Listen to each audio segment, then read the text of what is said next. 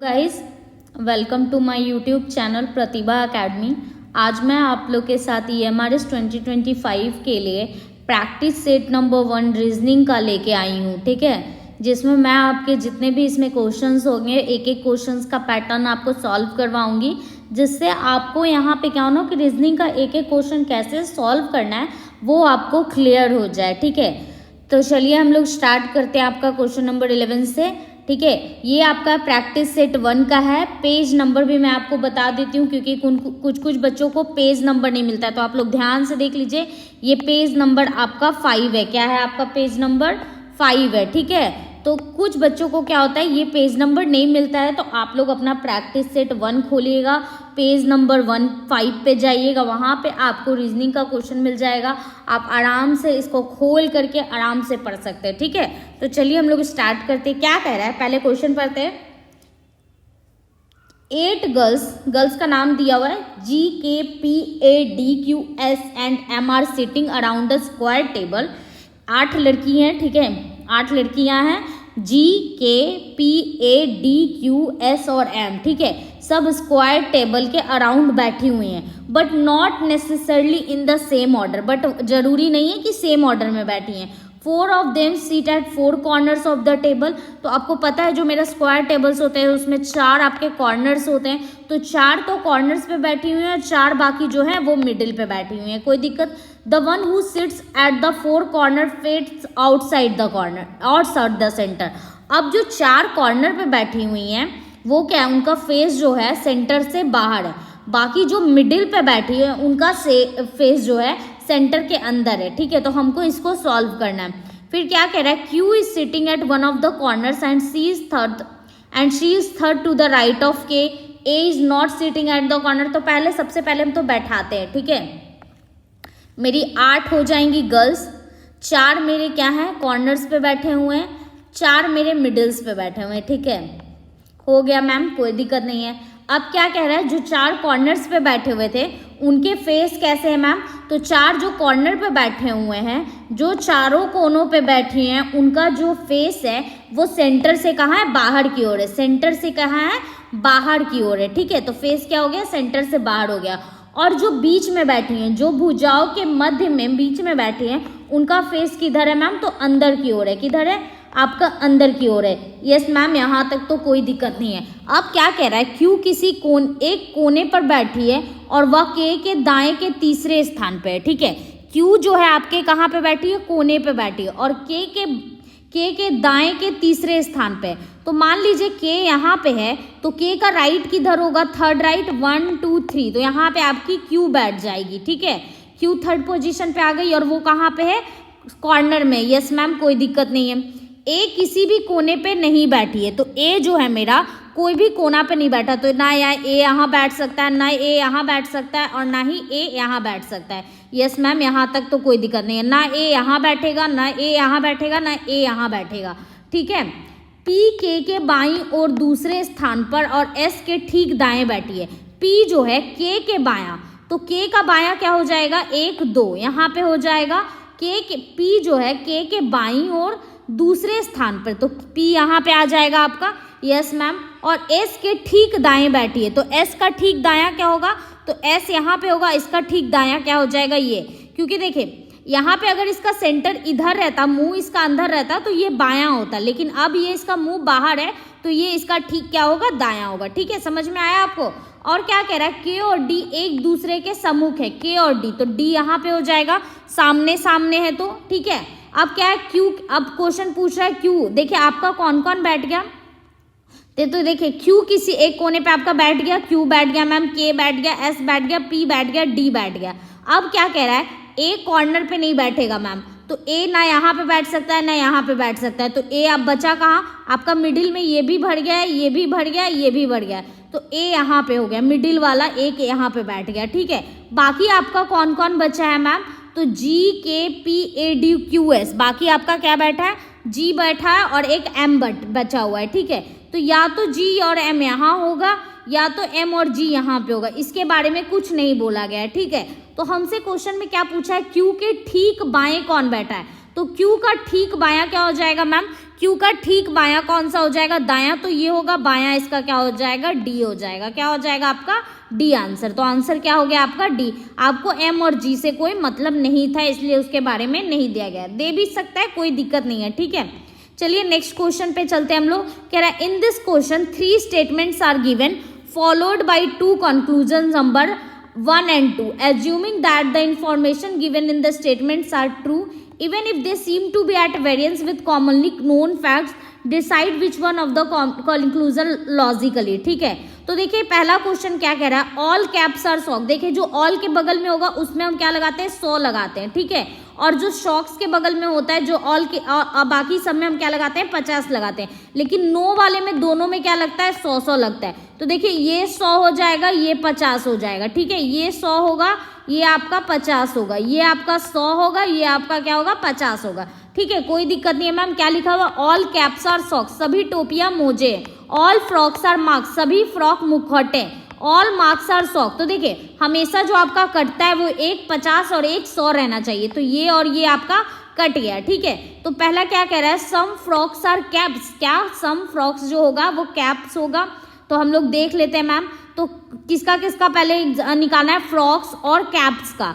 तो इन दोनों के बीच में तो कोई रिलेशंस नहीं है। दूसरा देख लेते हैं क्या है, some masks are caps. Some masks are caps, क्या कोई कंक्लूजन है आपका। तो हम लोग देख लेते हैं मैम, मास्क यहाँ है, कैप्स यहाँ है, इन दोनों के बीच में भी कोई कंक्लूजन नहीं मिल रहा है। तो इसका आंसर क्या होगा, ना तो 1 है ना तो 2 है, नाइदर 1 नॉर 2 फॉलोज। क्योंकि ना कैप्स और सॉक्स, ना कैप्स और फ्रॉक्स में कोई रिलेशन है और ना ही मास्क और कैप्स में कोई रिलेशन है। सिर्फ आपका रिलेशन किस में है मैम, तो फ्रॉक्स और सॉक्स में रिलेशन है।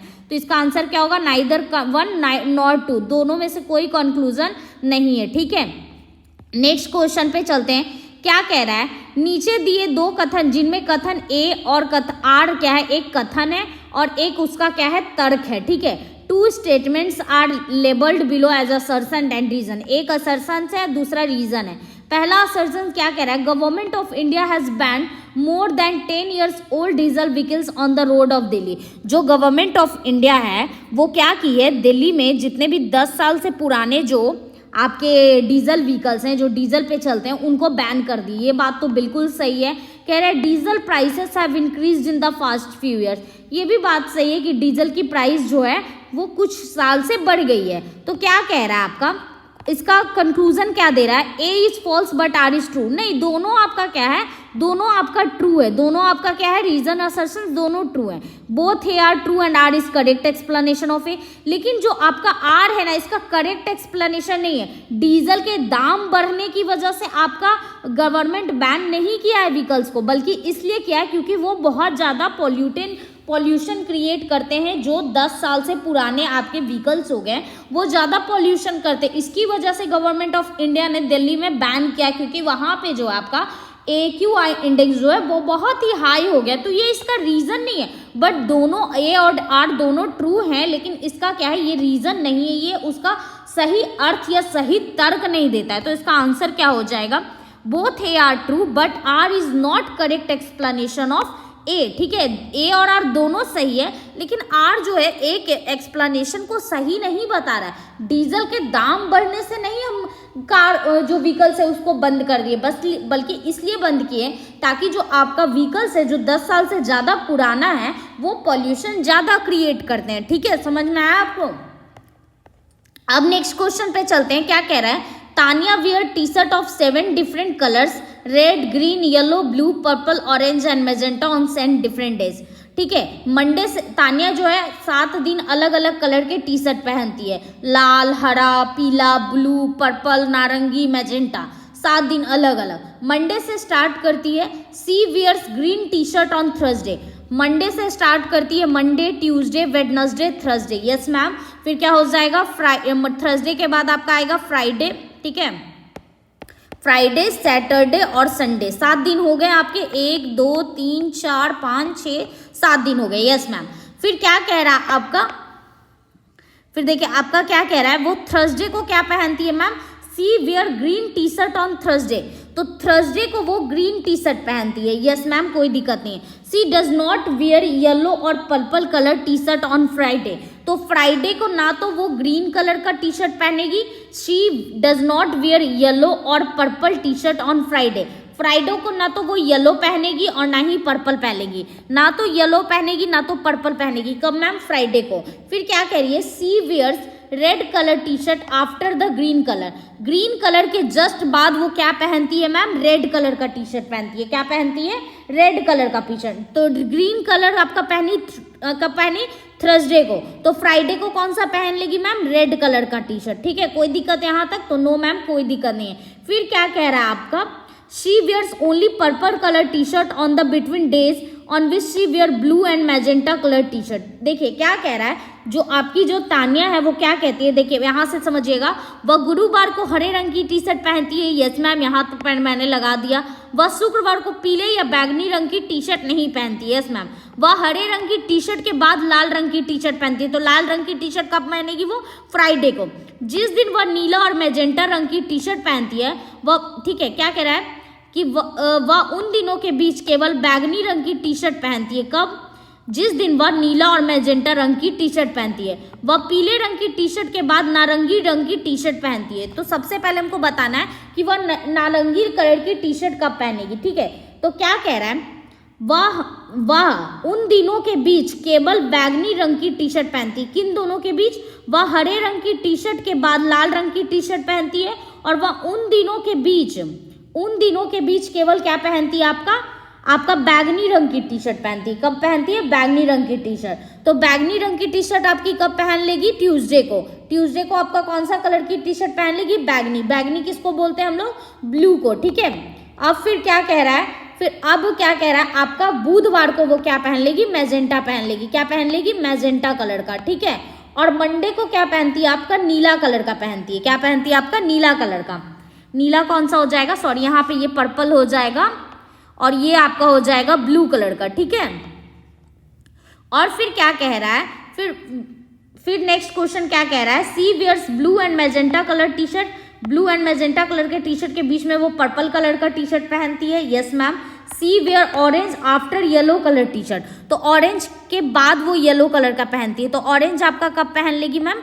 ऑरेंज के बाद पहनती है। तो देखिए यहाँ पे आप अगर येलो लगाओगे तो ये ऑरेंज नहीं हो पाएगा। तो आपका ऑरेंज कब पहनेगी मैम? शनिवार को। ठीक है, तो यहाँ पे आपका येलो हो जाएगा। ठीक है, ये आपका येलो हो जाएगा और फिर ऑरेंज हो जाएगा। तो कह रही है she wear orange yellow after yellow colour T shirt. Yellow के बाद ऑरेंज पहनती है। तो येलो के बाद ऑरेंज पहन ली।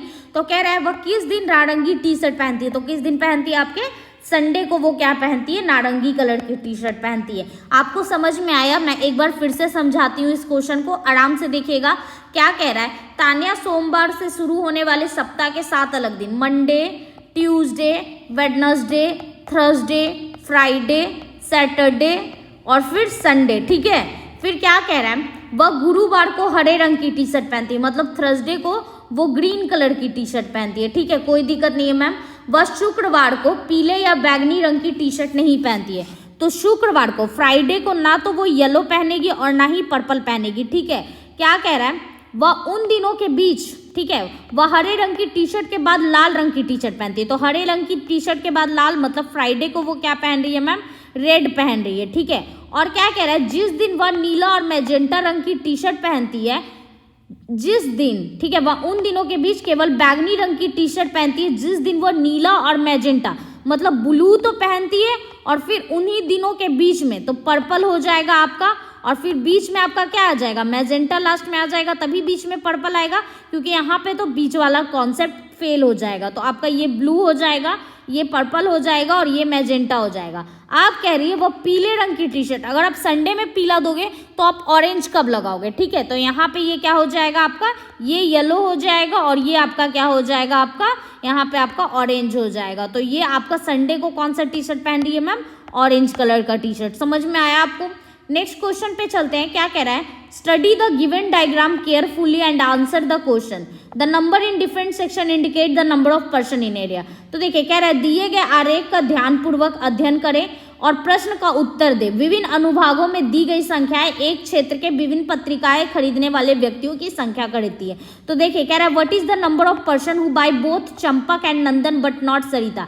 तो देखिए ये आपका चंपक मैगजीन है, ये आपका जो है सरिता मैगजीन है और ये आपका नंदन मैगजीन है। तो कह रहा है what is the number of person, जो आपका दोनों खरीदता है, चंपक और नंदन दोनों खरीदता है लेकिन आपका सरिता नहीं खरीद रहा है। तो सरिता मतलब कि आपका ये रेक्टेंगल वाला पोर्शन नहीं होना चाहिए, तो यस मैम रेक्टेंगल वाला पोर्शन नहीं होना चाहिए, लेकिन आपका ट्रायंगल और सर्कल दोनों में आना चाहिए। तो देखिए चंपक और नंदन दोनों में कौन सा है मैम कॉमन, तो आपका कॉमन 3 है। कौन सा कॉमन है आपका, 3 कॉमन है। तो कितने लोग खरीद रहे हैं चंपक और नंदन, तो मैम 3 लोग जो है चंपक और नंदन खरीद रहे हैं लेकिन सरिता वो नहीं खरीदते हैं। ठीक है, अब हम ब्लड रिलेशन वाले क्वेश्चन पे आ जाते हैं। क्या कह रहा है, ए प्लस बी मीन्स मतलब A is father of B, A B का पिता है।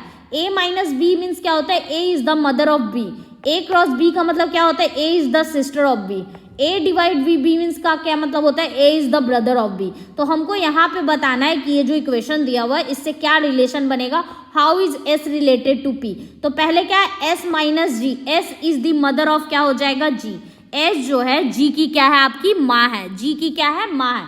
तो देखिए माँ को हम लोग लेडीज को ऐसे घेरेंगे और अगर उसका बच्चा दिखाना होगा तो उसको नीचे दिखाएंगे। ठीक है, और जेंट्स रहेगा तो उसको हम ट्रायंगल में दिखाएंगे। ये मेल के लिए है, ये मेल के लिए सिंबल है और ये सिंबल आपके फीमेल के लिए है। ठीक है, और जब ऐसे रहेगा सिंबल तो ये हस्बैंड वाइफ के लिए। ठीक है, जब हम प्लस कर देंगे उन दोनों के बीच में। तो ये चीज याद रखिएगा, ये ट्रिक आपको याद रहना चाहिए जिससे आपको क्या हो जाएगा, क्लियर हो जाएगा। ठीक है, तो देखिए क्या कह रहा है, जी की माता क्या है, एस है। एस माइनस जी हम लोग पकड़े, जी की माता क्या है, एस है। फिर कह रहा है जी भागा टी, जी भागा टी मतलब G is the brother of T. तो जी क्या है, भाई है, तो भाई मतलब ये हो जाएगा और टी। ठीक है, टी के बारे में भी कुछ नहीं पता है। फिर क्या कह रहा है, टी माइनस एम, टी जो है मदर है एम की, तो टी क्या हो जाएगी, मदर हो जाएगी किसकी, एम की। यस मैम कोई दिक्कत नहीं है। फिर नेक्स्ट क्वेश्चन क्या कह रहा है, एम क्रॉस पी, एम क्या है, M is the sister of P, तो एम सिस्टर है किसकी, पी की। यस मैम कोई दिक्कत नहीं है। P plus R, P is the father of R, P जो है फादर है किसका, आर का। यहाँ तक किसी को दिक्कत, तो बताइए एस पी से कैसे संबंधित है, तो एस पी की क्या लगेगी मैम, तो यहाँ पे देखिए क्या है, ये उसकी एस की क्या है, ये बेटी है मैम। बेटी की क्या, बेटी का क्या है ये मैम, बेटी का बेटा है, बेटी का क्या है आपका बेटा है। एस की बेटी का बेटा क्या हो जाएगा, एस की बेटी का बेटा। तो ये क्या हो जाएगी, पी कैसे संबंधित है, पी है जो एस से कैसे संबंधित है, माँ की माँ, इसकी माँ की माँ। एस क्या है, उसकी माँ की माँ है। क्या है, एस जो है पी की क्या है, माँ की माँ है। तो क्या हो जाएगा, आंसर सी हो जाएगा, मदर्स मदर, माँ की माँ है वो। ठीक है, मीन्स नानी है उसकी, क्या है, नानी है। नेक्स्ट क्वेश्चन पे चलते हैं। कह रहे हैं in first half of the following sequence made second half which letter number symbol will come at the 7th place toward the left of the 5th place from the right end. कह रहा है यदि निम्नलिखित अनुक्रम के पहले आधे भाग को दूसरा आधा बना दिया जाए तो दाएं छोर से 5वें स्थान के और 7वीं स्थान पर कौन सा अक्षर संख्या चिन्ह आएगा। ठीक है, हमको इस क्वेश्चन को सॉल्व करना है। तो क्या कह रहा है आपका, जो आपका क्या कह रहा है, इन first half of the following sequences made second half, हमको क्या बना देना है, सेकेंड हाफ बना देना है फर्स्ट हाफ ऑफ सीक्वेंस। तो पहले कितना है, 1 2 3 4 5 6 7 8 9 10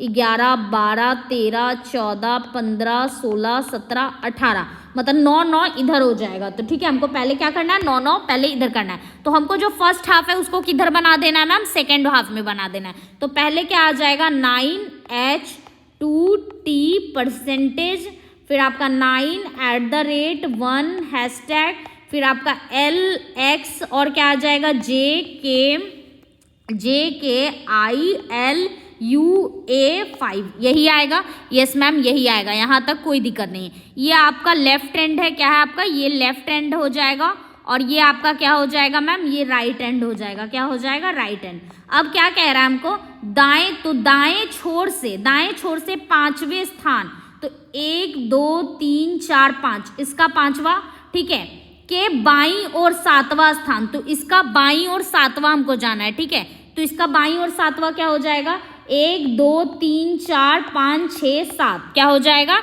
@ क्या होगा आपका, @ आंसर होगा। क्या होगा आपका, @ आंसर होगा। समझ में आया आप लोग को, क्लियर है यहाँ तक, कोई दिक्कत समझने में। ठीक है, तो इसको हम लोग क्या करते हैं, डिलीट कर देते हैं। नेक्स्ट क्वेश्चन पे चलते हैं हम लोग। क्या कह रहा है, in this question is followed by 2 statements, 2 statements दिया हुआ है। number 1 and number 2. You have to decide whether the data provided in the statements are sufficient to answer question. Read both the statement and decide the appropriate answer. ठीक है, कह रहा पहला statement आपका, पहला क्वेश्चन क्या है आपका, how many students of class 11th have got exactly 80% marks in physics in annual examination if total number of students in class 80. देखिए कह रहा है कि आपका 11th क्लास के फिजिक्स में 80% एग्जैक्ट करने वाले नंबर ऑफ स्टूडेंट्स कितने हैं, अगर टोटल स्टूडेंट्स उस क्लास में 80 हैं. ठीक है, 45 ऑफ स्टूडेंट क्लास, पहला आपका क्या दिया हुआ है, पहला आपका स्टेटमेंट क्या दिया है, 45 students class 11 have got more than 80% marks in physics in annual examination.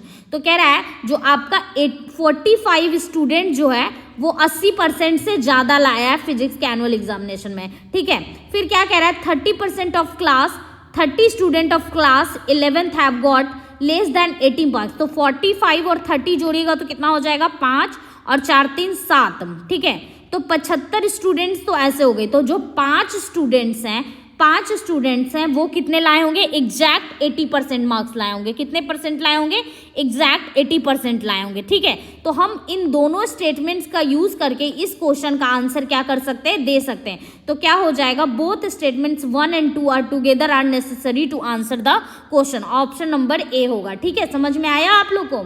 अब नेक्स्ट क्वेश्चन पे चलते हैं. क्या कह रहा है, 3 statements have been given which are followed by 2 conclusion 1 and 2.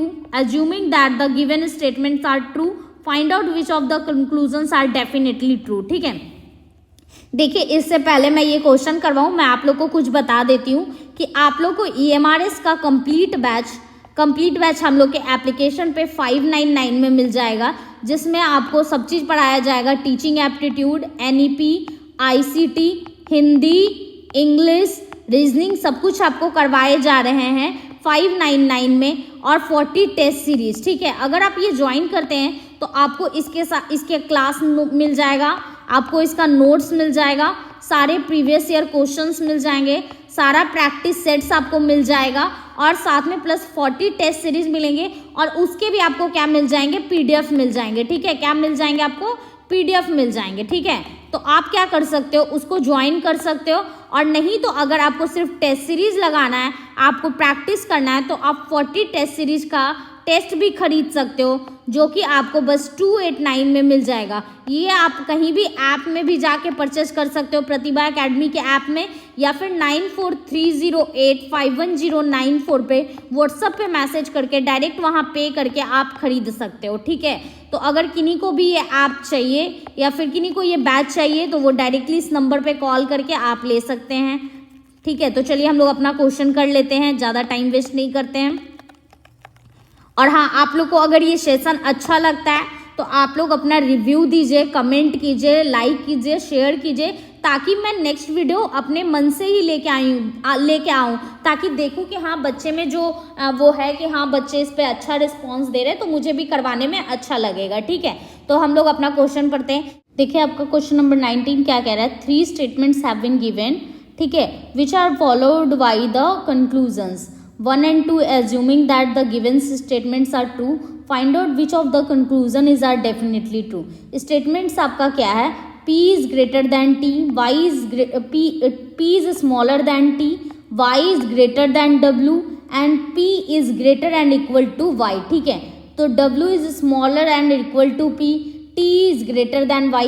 तो सबसे पहले यहाँ से कंक्लूजन क्या होगा मैम, कि T मेरा सबसे बड़ा है. T जो है आपका किससे बड़ा है मैम, T P से बड़ा है, P आपका Y से बड़ा या छोटा है, फिर Y से क्या होगा, W. ठीक है, ऐसे ही आपका ये हो जाएगा दोनों को मिला करके. तो यस मैम, दोनों को मिला के ये हो जाएगा, तीनों को मिला के. ठीक है, 3 स्टेटमेंट के अकॉर्डिंग. पहला कंक्लूजन क्या दिया हुआ है, W जो है P से छोटा है या उसके बराबर है. तो यहाँ से तो आपको देख के लग रहा है कि W जो है वो P से क्या है, छोटा है. बराबर कब हो सकता है, जब वो Y के बराबर हो या और Y ये इसके बराबर हो. तो पहला स्टेटमेंट तो आपका सही हो सकता है. ठीक है, दूसरा स्टेटमेंट क्या है, T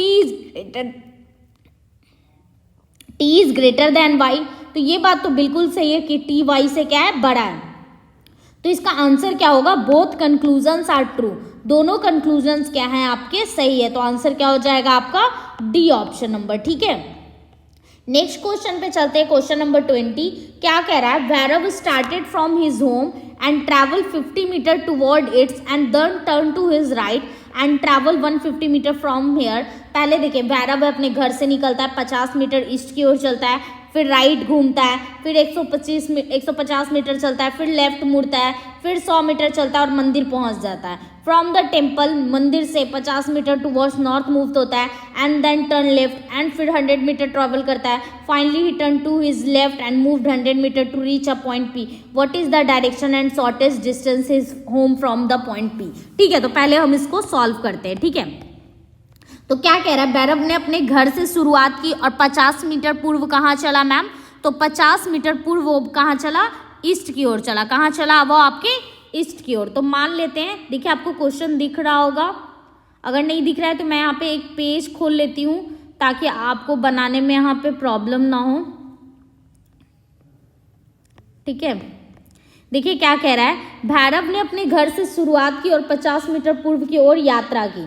तो देख लेते हैं, मान लेते हैं ये उसका क्या है, घर है, होम है मैम, और फिर वहां से कहाँ चला मैम, ईस्ट की ओर। तो ईस्ट इधर होगा, कितना मुड़ा मैम, 50 मीटर चला। कहाँ चला, 50 मीटर चला। अब आप लोग एक बात याद रखिएगा, अगर वो एंटी क्लॉकवाइज चलता है तो वो लेफ्ट मुड़ेगा, अगर वो क्लॉकवाइज चलता है तो वो कैसे मुड़ेगा मैम, राइट चलेगा। ठीक है, ये बात आप लोग याद रखिएगा। ठीक है, तो अब हम बात करते हैं कि वो कैसे चल रहा है मैम, राइट चल रहा है। कैसे चल रहा है, कहाँ चल रहा है, फिर वो अपनी दाहिनी ओर मुड़कर, तो दाहिना मतलब क्लॉकवाइज ऐसे होगा, घड़ी ऐसे चलेगा, 150 मीटर की क्या की, यात्रा की। यस मैम, और फिर वहां से बाईं ओर मुड़ा। अब देखिए घड़ी का डायरेक्शन ऐसे रहेगा, तो बायां ओर जाने के लिए वो कैसे मुड़ेगा, इधर मुड़ेगा मैम। ठीक है, इधर जाएगा, इधर। तो इधर कितना चलता है, वह बाईं ओर मुड़ा और एक मंदिर पहुंचने के लिए कितना चला, 100 मीटर चला। कितना चला आप बताइए, 100 मीटर चला। कितना चला, 100 मीटर। तो वो 100 मीटर इधर चला। ठीक है, यस मैम, कोई दिक्कत नहीं है।